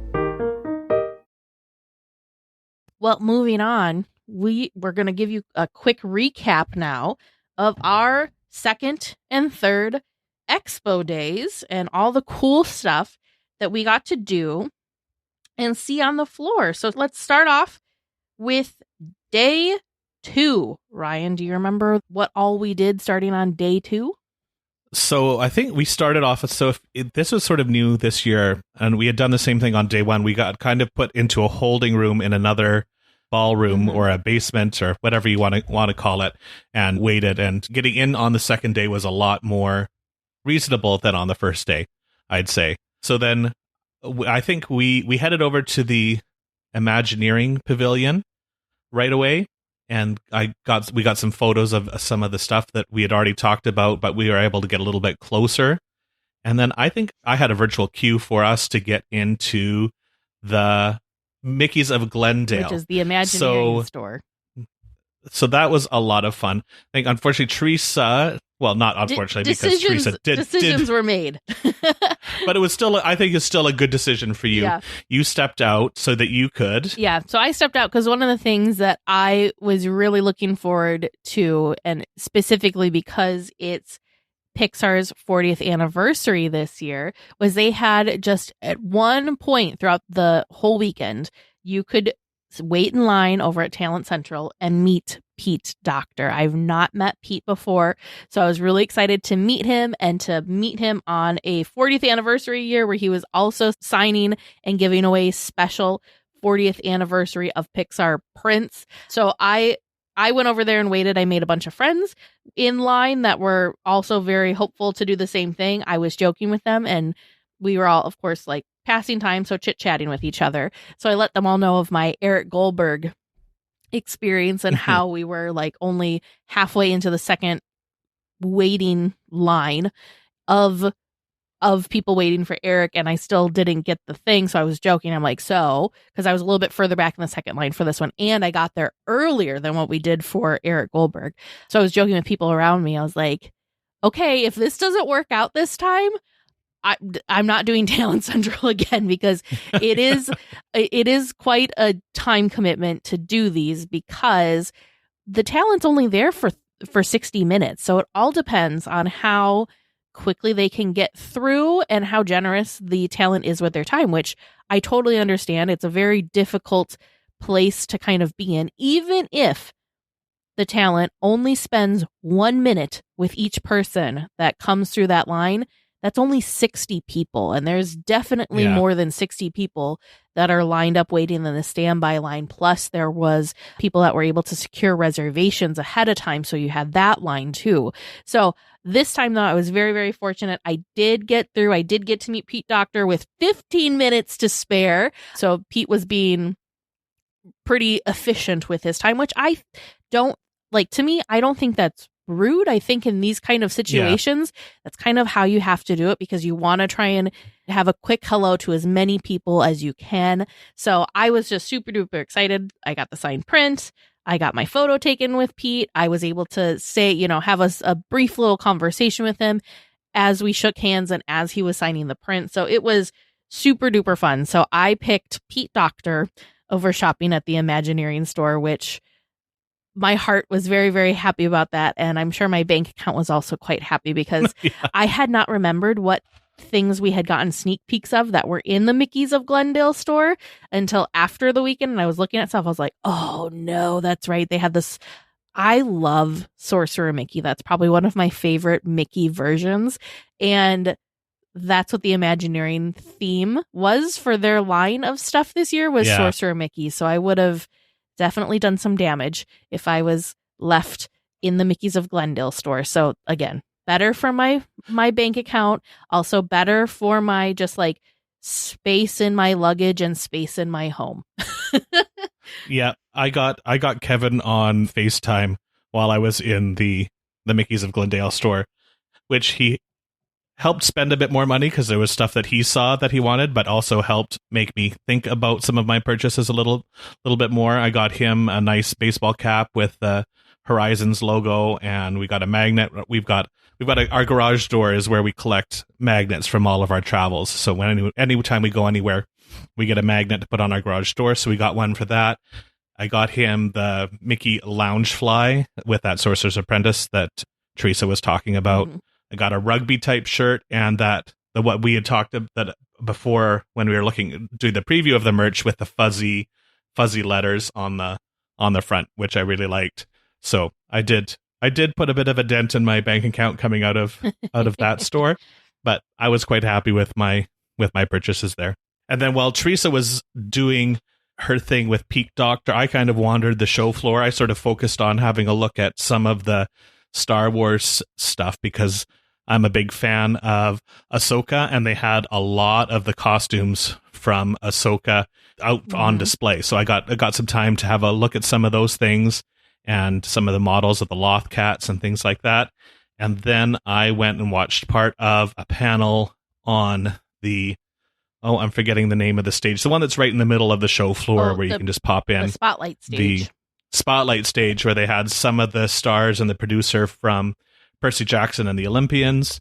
And then I made my way over to the Broadway booth because obviously with my musical theater background, I had to check that out. And they had a lot of their costumes on display there, from Aladdin, some of the stuff from their new show, The Greatest Showman, that is going to be playing on the West End in London very soon. So it was a lot of fun just poking around the show floor. Oh, and the archives area. I was particularly interested in a bunch of the stuff from Captain EO that they had displayed because I'm a big fan of Captain EO. So after I met Pete Docter, I went over to the archives area. The archives display this year was really, really neat. It was a much smaller footprint than it was 2 years ago, but 2 years ago they had a ton of vehicles on display. So obviously it's just going to take much, much more space. So I would say number of items probably similar, but just not as much space. But the thing that was really neat about this display was it was interactive, I guess would be a good way of saying it. So the whole theme of the archives this year was uncrated. So what they were doing was literally unboxing and unveiling items throughout the weekend, which made it so that us Disney fans, you couldn't just visit the archives area once. You wanted to go visit it several times to see what other goodies and magical objects they, kind of brought in and like kept refreshing their display with. Some of the different items included one of my favorite films, Bedknobs and Broomsticks. It's celebrating 55 years this year, but they had the spell book from Bedknobs and Broomsticks on display. I've never seen that, so that was very, very cool.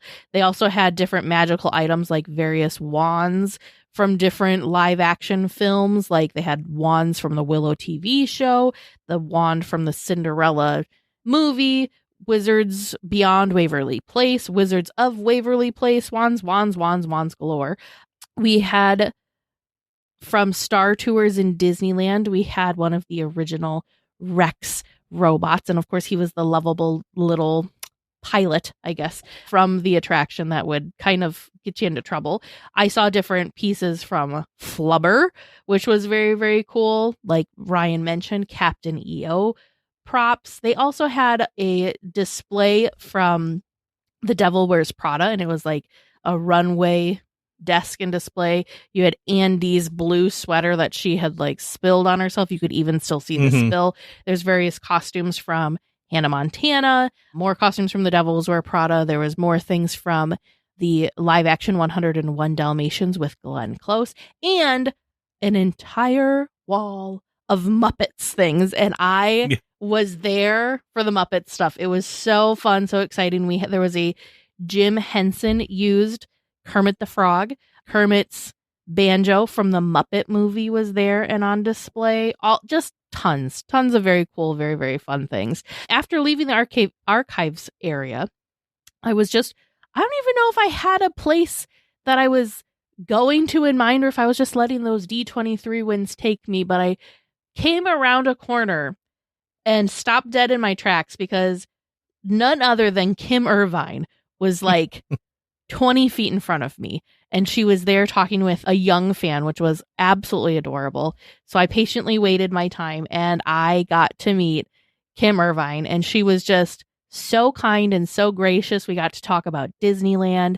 I got to let her know how, being a Disneyland podcaster, Disneyland obviously is very, very near and dear to my heart, but I pay way more attention to things going on with the parks because of the podcast. So I just let her know that we always felt very, very safe when we knew whenever her name was attached with various projects around the park. So we talked about when the castle was repainted, when they brought back the Swiss Family version of the tree house, and how we kind of have an homage to the original, and just various different projects around the parks that she's worked on over the years, and how I just, it was just really nice to be able to say thank you to her, which I'm sure she hears often. And it was really, really cool to congratulate her in person too on her very well-deserved A, window on Main Street, but then B, her Legends Award too, because she was going to be honored the following day at the Legends ceremony. So her husband actually was very kind and took a picture of the two of us on the show floor together. So that was just super magical. And this is what makes D23 just wildly incredible, because you never know, because there's fans of all walks of life, whether they're people that worked for the company or celebrities that are just big fans. Everybody kind of is in this melting pot, I guess, when it comes to the show floor. You just never know who it is that you're going to see and who you're going to bump into. So that was very, very cool. After that, I went over and there was a meetup for travel agents in front of the expo, the Anaheim Convention Center, at the big D23 display. So I met up with some of my fellow concierges and we did some big group photos with all of the different travel agents that were there, as well as group photos of just us concierge ladies that were in attendance. And then after that, I ran into friends from Where in the Park, Amanda and Kevin, and they let me in on this little secret. And they're like, you got to come watch this panel that's going to happen over at the spotlight stage. And I was like, oh, okay, cool. So I was hanging out with them, and what that special surprise was one of their friends got engaged right there on the stage.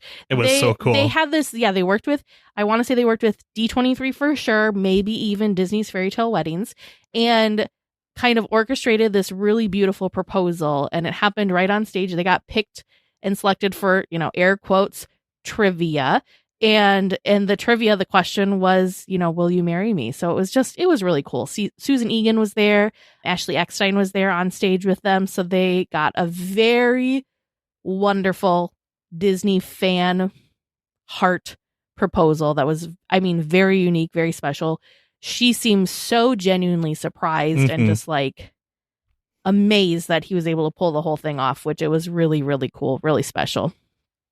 And Susan Egan just seemed so happy to be a part of it. Like she was so excited for them, and I think she just loved being a part of this special little surprise. She was so excited. It was very, very cool. Very, very cool.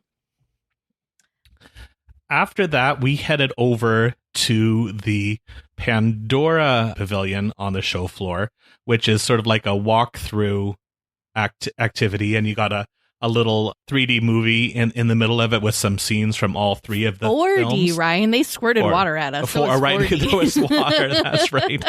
And then I thought it was really neat. We met this young guy that was ahead of us in line, and people are, Disney fans have talked about who actually wants Pandora at Disneyland, and we found one of them that is the one of the biggest fans of Avatar films that I think I've ever met. He was so excited to be in line for this experience, and he just looked like he was having a blast. So I think that's good for us to remember that while some of us might not be super excited about the prospect of Pandora coming to Disneyland, there are people that are genuinely just beside themselves because he just looked like he was having the best. I told Ryan, I'm like, I want to try and stick near this guy through this experience just to see his reactions to all the stuff, because he was just genuinely just so excited and so blown away by the whole thing. So I was like, man, if I could walk through whenever Pandora ends up coming to Disneyland, if I could just be there with this guy and it kind of experience it through his lens, that would be so awesome. He was, taking pictures of everything. He told us in the line that he feels that Pandora and Avatar is the number one property that Disney owns, super, super, super fan of this. So that was really, it was nice to see, because like Ryan mentioned, it would, we're not the audience for Pandora coming to Disneyland, because we're Disneyland fans first and foremost, and we're having a hard time understanding how these two worlds are going to mesh together. Whereas he's a Pandora Avatar fan first and foremost. Yeah. So he doesn't care how it's going to mesh together. So it was just interesting to kind of be with someone that was a complete opposite side of the coin from our thoughts on things. It was a great little pavilion. I was not expecting much, but walking out, I was like, well, that was a good time. Very immersive. That's the thing that's really neat about, because we went through the one 2 years ago, and then this one was even, I'd say, more immersive than what it was 2 years ago. Yes, for sure. And so it was a very immersive experience. You really felt like you were transported going into their space. And then the end of it was still very cool, because they had a lot of different props and screen used items on display towards the end there. So that was very cool. Plus, we got to keep our glasses. I don't know if I can use them for sunglasses or not, but I do very much like the color of them. Yeah, it's a very good color. Yeah, so that was super fun. After that, I'm so seeing the pictures of us at this booth, I am so disappointed in myself. Every expo except for this year, I make it a point to stop by the volunteers booth every single day. Yeah. Sunday, this past D23 Ultimate Fan Event, was the first time that I did not get to go over to the volunteers booth and go do my little part and help with whatever, charity that they were supporting. Because so the volunteers booth, I should back up, is this really, really wonderful space. So the Disney Volunteers is basically cast members volunteering in the community and for the areas and things that they serve. And they have a really wonderful space every year at the D23 Ultimate Fan Event where Disney fans can spend some time doing light volunteering, we'll call it, because all you do is you wait in line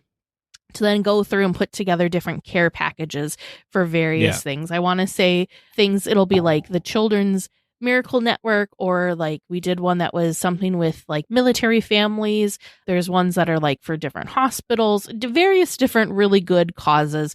They put together these little packets for, so you go through and just, fill the bag with the different items sort of thing. They give you all the instructions on how to do it. It's very, very easy to do. But then at the end, you get some sort of thank you gift for helping. This year, it was a different pin for each day. In the past, we've also gotten like tote bags. 2 years ago, it was different items, and one of them was like a sling bag. So all sorts of fun, cool things. Really, that's just like the icing on the cake. Whatever fun giveaway they have, the real reason to do it is to help support these great causes.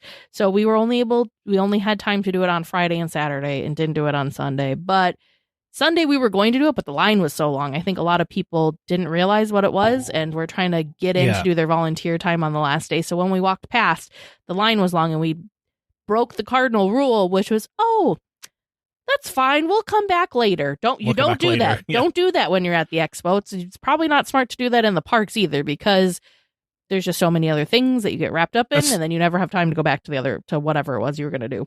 Especially with the way that Sunday was broken up, because the Legends panel was early in the day on Sunday. So that kind of changed how we were attacking the show floor, because we had to go over to the Honda Center so much earlier than we had expected. Well, and then we didn't go on the show floor at all after the Honda Center, because one of the top things that we wanted to do was go to the Alan Menken concert, which was kind of the final thing on Sunday. And we basically had to get back to the Honda Center, go grab our items from the bag check, and then get right into the standby line to ensure that we had a spot to see the wonderful Alan Menken concert, which we will talk about later. That'll probably be the final thing we talk about, since it was the final thing that we did on the show floor. Final thing. Some other fun things we did was, again, like Ryan said, we went and saw the Star Wars display. The Lucasfilm is always very, very cool. They bring out so many different props and things that you don't normally get to see. So it's always a highlight to go check them out. This year they had a bunch of little like creatures, which I just absolutely love. They had the baby Rada, the Hutt, the maquette for that. We had Grogu was on display. Ryan also already mentioned there was a Loth cat. There were also these Loth balls, which are from Ahsoka. I'm wondering if those are going to be in the second season. I don't remember them from the first. Yeah, maybe. I don't either. Chopper was on display, which I know Vern was very excited that we got to see, like, the actual Chopper. Anyways, tons and tons of fun stuff. We'll fast forward to Sunday. We went and did the M&M's experience because we weren't really sure what it was. And there was always a very long line. So we're like, well, this must be cool. Well, it was a lot of different photo ops. They gave you all sorts of M&M's. I had to ask at the end because I'm just curious. They told me that they brought 80,000 packets of M&M's to give out throughout the weekend, which honestly, with like seeing how many people were there, I'm surprised 80,000 was even enough. Because they gave each of us a handful of the packages too when we finished. But we were also there on the last day, so maybe they were trying to like not have to take as much. Get rid home. of stuff. Yeah. Something else that I was not expecting, but was a huge highlight for me on the show floor was they have like we'll call it like 125 years of Walt section. So that's where you could find our friends from Marceline promoting the city of Marceline as well as the Walt Disney Hometown Museum. And right next door, we had the Walt Disney Family Museum, and they had this very large display out, which I had didn't know existed, and B, obviously had never seen, let alone heard about. But it was of Walt's home and all of the acreage he had with where his train was. Like that, we've seen so many photos of Walt riding his miniature train with, like, I don't know, in his backyard playground, we'll call it. His barn was that's where his barn had been. That's now in Griffith Park, all that sort of things. That was so cool to see the display of that, to really kind of get a sense of size and scale of how big this little backyard wonderland really was. Yeah, because the railroad really, you kind of picture a backyard railroad, and I think some of us might think it was just like a little loop, but no. He had all sorts of tunnels and bridges and multiple paths you could go. So it was cool to see it all laid out in 3D. Well, and multiple layers. Like there's like different like there was hillsides that he had the train built up on, and like down lower, and like all this stuff. It was wild. I've never seen photos of this full space. Like I've seen photos from this space, just little tiny like corners, but I've never understood the vastness that this home and yard is. Not even a yard. It's bigger than a yard. Like the swimming pool looks dwarfed compared to how much space he had for his train, which was so cool to kind of get that more personal peek into like Walt the man and like his personal life. And I was telling Teresa that during COVID and the lockdown, the family museum was doing a lot of Zoom talks and things like that. And I wish I remembered the gentleman's name, but the man who built this did a talk on Zoom during that time, and I attended that, and it was really interesting to listen to him talk about how he built this and what he did to do it, and how they store it and take it apart, because they used to display it at Christmas time all the time at the family museum, because all of the house and things like that have Christmas lights hung in it that are all lit up. And it's just was so cool to stumble upon this, because obviously I did not know this was here after attending that Zoom thing a few years ago, and to see it in person was pretty cool. So we just had a quick look online so we remember his name. Man's name was Mark Hurt, who was a model designer and engineer, and he built the detailed model of Walt Disney's Carolwood estate featuring this Carolwood Pacific Railroad for the Family Museum. So he was serving as a lead engineer and model maker at the time, and he created it for a display called Home for the Holidays at Carolwood. And that's why, like I said, had all the Christmas lights and things hanging on the house. So it was so neat to see. So we had kind of found out from friends a little bit more kind of the backstory of, because we were talking, and I'm like, how have I never heard of it? Like, I literally was just at the Walt Disney Family Museum earlier this year, and I had never heard of this. Like, this is fascinating to me. So this was commissioned and created originally for the Walt Disney Family Museum, but then the Walt Disney Family Museum actually gifted it and gave it to the archives. And so the archives are now the ones that take care of this very, very unique and very special model of Walt's home. And so the archives actually brought it out for it to be on display, and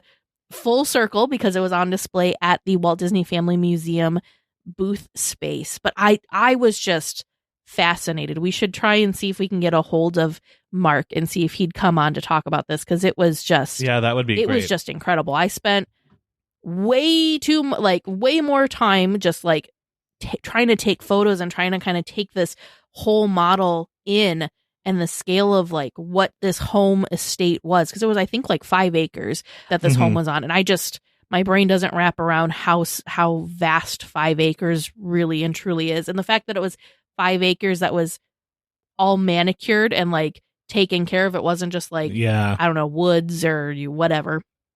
But yeah, anyways, and I'm sure it would be a hard decision for the family museum to let go of such an interesting and fantastic piece, but it is massive. So I'm sure the museum has to be really specific about what sort of pieces they keep, because I'm assuming they don't have unlimited resources for space to store something like this, and it's not something that's out all the time. So I think the archives is probably a fantastic choice for being stewards of a piece like this, because 100%.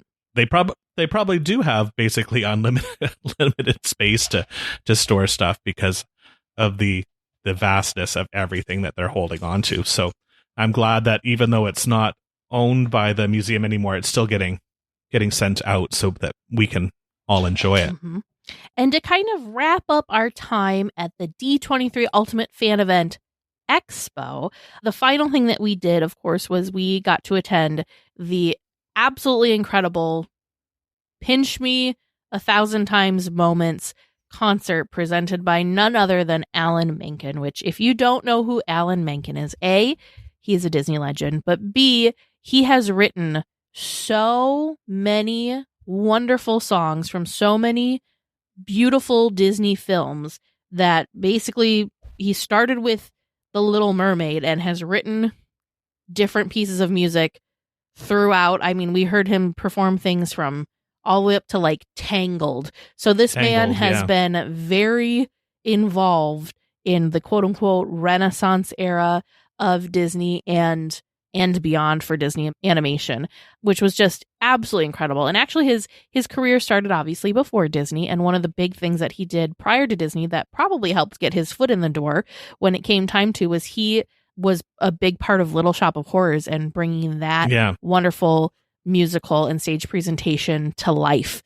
So Ryan, I know that this was like your top thing to do for D23. What were your thoughts?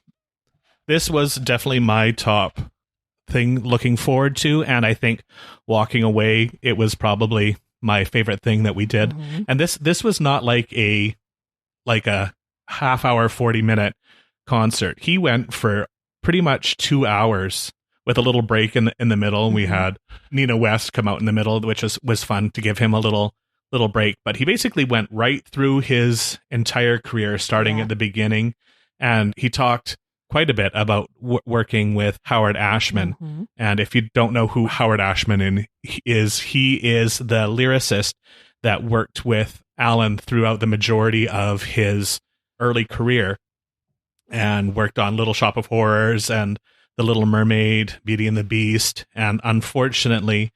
And some of Aladdin. Part of Aladdin. But unfortunately, we lost Howard due to AIDS-related illnesses right about the time that Beauty and the Beast was coming out. Mm-hmm. So that was kind of hard to hear. And at one point, I thought I was going to lose it. I'm a bit of a softie, and I get teary at musical things. And he sang a song that he and Howard had written together just after he had told Alan that he was HIV positive, about a lot of the friends that they had already lost due to AIDS-related illnesses. And it was just absolutely heartbreaking. I'm like, I can't look at Teresa, because if I look, I'm going to look forward and down. If I look at Teresa, I'm just going to have a full-on meltdown. It was, because it was just beautifully crafted and sung. But from then on, kind of things cheered up a bit, because it's obviously not a happy topic, but I think it is an important thing that he recognized and sang about. And then he just sang, and he sang from bits from everything that he had been a part of. Mm-hmm. He talked about the year that he won a Razzie and an Oscar in the same year. Well, wasn't it like within 24 hours he got the Razzie and the Oscar? Yeah. Yeah, so he got the Razzie for Newsies, a song in Newsies, and then he had won the Oscar for Beauty and the Beast. And so that was pretty funny. For those of you that don't know, a Razzie is like not a positive award, we'll say. So like he won it for a worst song of the year, and it was a song from Newsies. But the funny thing was it kind of came full circle, because Newsies was not popular when it first came out on film, but as you all know, it has grown in popularity and has become not just the film, but also a stage production. And he's actually won awards on Newsies, positive awards on Newsies since then. So the fact that he has a Razzie and actual prestigious awards for the same production is kind of hilarious. But back to Howard Ashman. If you guys haven't yet, if you are Disney Plus subscribers, there is a really beautiful documentary called Howard about Howard Ashman and his contributions to the Walt Disney Company and how just incredible of a human being he was. It was written and directed by Don Hahn. So I just really, if you have time, please go watch it. It was about an hour and a half film. It was really, really well done and just gives you a really cool peek behind the scenes and behind the curtain as to, who some of the people are behind these wonderful films that we can't help but sing along to or hum along to whenever we hear them. So definitely give it he was a watch. He was really more not trying to mitigate the role of a lyricist, but that he was so much more than that. He was in the recording booths and helping these actors and mhm. singers, coaching them through their performances, and it's really quite beautiful. So I think I completely agree with Teresa. If you can go and watch Howard, it is well worth your time. So I really think the Alan Menken concert was just like the absolute perfect way to have kind of wrapped up our whole experience at the D23 Expo. Was it the same like production quality as things that we got to see at the Honda Center? No, but it was just something I genuinely never thought was even a possibility to be able to experience, to be in the room. And it was it felt, even though there was thousands, I'm sure, of people, I have no idea how many people were in the room. It was a very large space, lots of people in the room. It still felt like a very intimate conversation that he was having like one-on-one with us about his career and about all the like highs and the lows. He went through songs that were ones that they were working through that didn't end up getting into different films. So that was really interesting to kind of hear what like Ursula's song could have been and like different things like that. So it was just phenomenal. Again, just super, super well done. And a huge shout out and thank you to D23 for making experiences like that possible. Because again, that's not something ever in my wildest dreams that I would have ever thought that we'd be able to experience. Yeah. And I think just judging by the way that it was structured and how polished his whole narrative and sequencing was, I wouldn't be surprised if this is something that he performs the show in another way at some point, or is like Teresa just suggested, maybe this will be shown on the D23 Gold Theater at some point. I think it will be, because it was so well done, and it just capped up the whole week of Disney events for us so neatly. Tied a little bow on everything for us. Put it this way, there was a lot of cameras in that room with us, and not all of them were being used just to like show Alan like big on the screen for people that weren't, close enough to see his facial expressions, normally. The big sweeping, the huge boom. Yeah. And there's camera, been other presentations that happen on this stage that have already been brought out and are available for folks to watch on Disney Plus, because the World Builders panel that Leslie Iwerks hosted was on that same stage. So I don't think that's the last we're going to see of that concert, because it was just, like you said, so well done. Well, that kind of concludes every cool, fun, amazing thing that we got to do and experience during D23 Day and on the expo floor, as well as various panels that we got to see at the Anaheim Convention Center. Tune in next week where we talk about our experiences at both the Entertainment and Legends Awards extravaganzas at the Honda Center. If you enjoy listening to the show, please consider rating and reviewing the show on your podcast app. It helps other Disney fans become weekly tiers and part of the community. Looks like we're coming in for a landing, gang. But please stay listening until trivia comes to a stop. And then you can walk to the nearest exit. Thanks for listening to the 8th wonder of the world, DLWeekly. Welcome back to Trivia Land, where we are going to find out the correct answers to tonight's questions. We're going to find out all the answers, the correct ones and the ones that you already... This does not bode well. This does not bode well at all. All right, we're going to find out all of the answers together. The correct ones, the wrong ones. We're going to find out some answers in between. Teresa, right?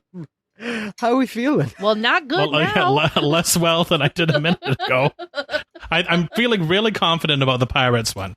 But other than that. All right, well, let's see how it went for you. Your first listener-submitted question from listener Andy M.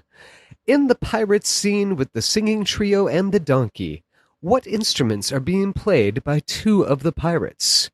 You answered a concertina and a guitar. The correct answer that I was looking for was a guitar, and specifically a concertina. You would have gotten half credit if you had said a small accordion. And that is the instructions from the listener. Only half credit if you said small accordion.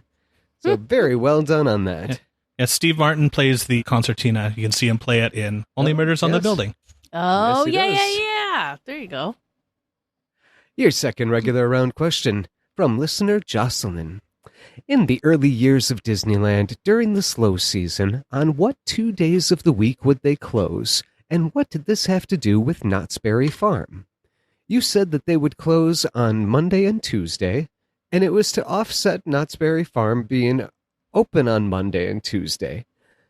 The correct answer that I was looking for was they would close on Monday and Tuesday, and Knott's Berry Farm would be open on Monday and Tuesday and close on Wednesdays and Thursdays. This way, one of the two parks was always open during the week.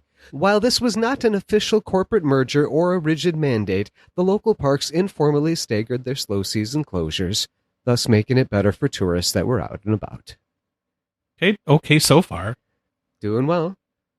Your third regular round question from, at the time, listener Ryan P.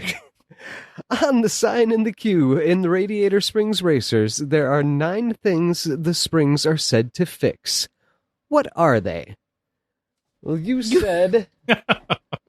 We don't have to go down that road. There was road rash, rust, road weary, radiator, something about the odometer, and squeaks.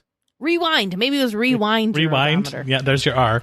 The correct answer that I was looking for was removes rust, one of them with R's, stops leaks, that one doesn't have any R's in it, eliminates squeaks and rattles, Squeaks. relieves red-hot radiators, cures road rash, We're going to count that too. restores dull paint to original luster, turns back the odometer, cures road rash, and soothes irritated road rash. We had road rash 3 times? That they are, and I have confirmed this one by image searches. They're all there, so it's just a whole lot of road rash. I guess. Yep, they were very concerned about road rash in Radiator Springs. Well, wouldn't you be if you were a car? Road weary. Yeah. I should have done better for a question I asked. I don't know. The fact that road rash was on there, 1/3 of the answers was road rash related. That's tough.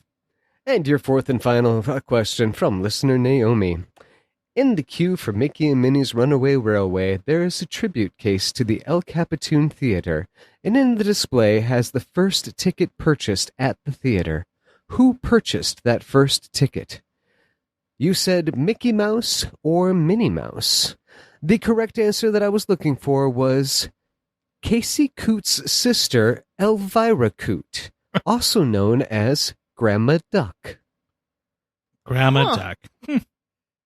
I don't think I knew those names. We couldn't have even accidentally gotten that one. Stumbled into that one? Yeah, that was a good one. That was a, if you know, you know. Yeah. Casey Coote? Casey Coote's sister, Elvira Coote. Okay, so it's not Casey, Elvira Coote. Great. Yep. Well, listeners, how do you think they did? How did you do listening at home? Do you have that perfect question that's going to really stump them next time? If you do have that perfect question and you'd like to hear it on the air, please feel free to send that in to us at dlweekly.net/trivia. Well, we will be back next week with more Disneyland news and information. Until then, go out and enjoy the parks. And a special thank you to Sidel for editing the podcast, Andy Mack for all of those wonderful character transitions, and to James D. and Aaron C. for supporting at the Club 33 level. Hello, I am Baymax, your personal podcast companion. On a scale of 1 to 10, how would you rate this episode? My scans indicate you have been a good weekly tier. Have a lollipop. Now excuse me while I let out some air.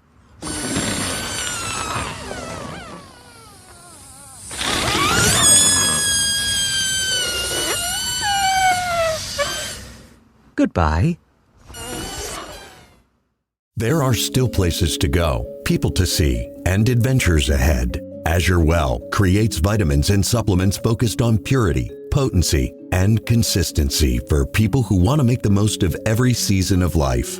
Every formula is lab-tested and designed for everyday wellness. If quality matters to you, compare what's in your cabinet to Azure Well. Visit AzureLivingWell.com. That's AZURE livingwell.com. These products have not been evaluated by the FDA and are not intended to diagnose, treat, cure, or prevent any disease. If you like the show, please take a moment to rate, review, and subscribe. It really does help the show to grow. Thank you for listening.